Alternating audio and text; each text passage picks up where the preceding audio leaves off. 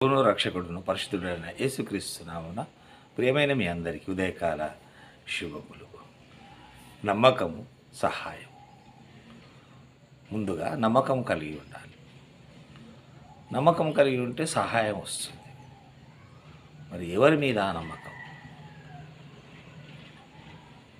దావీదు మహారాజు మాట్లాడుతున్నాడు నమ్మకం గురించి. దావీదు కీర్తన 28:27.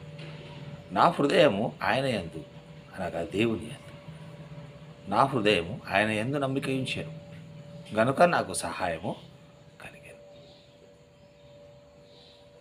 చాలా సింపుల్గా చెప్తున్నాడు దావీదు భక్తుడు.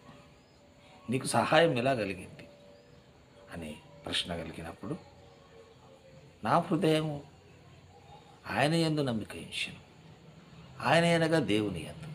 నా హృదయము దేవుని యందు నమ్మకం ఉంచాను. నేను కాదు, నా హృదయాన్ని నేను ఆయనకు సమర్పించుకున్నాను, ఆయన యందు నమ్మకం ఉంచాను గనక నాకు సహాయం కలిగింది, నాకు సహాయం కలిగరు అని మాట్లాడుతున్నాడు.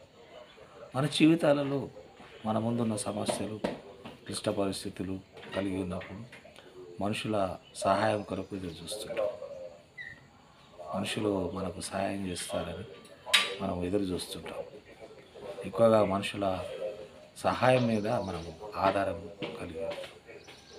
మనుషులు సహాయం చేస్తారని ఆధారపడుతుంటాం. కానీ భక్తుడి యొక్క ఆరాటం దేవుని మీద, దేవుని యొక్క సహాయం కొరకు. అది దేవుని యందు ఆయన హృదయాన్ని నుంచి నమ్మకం కలిగి ఉన్నాడు కాబట్టి ఆయనకు సహాయం కలిగింది.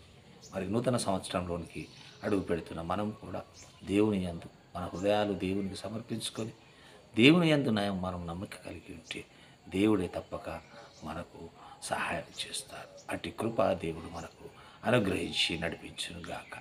ఆమేన్.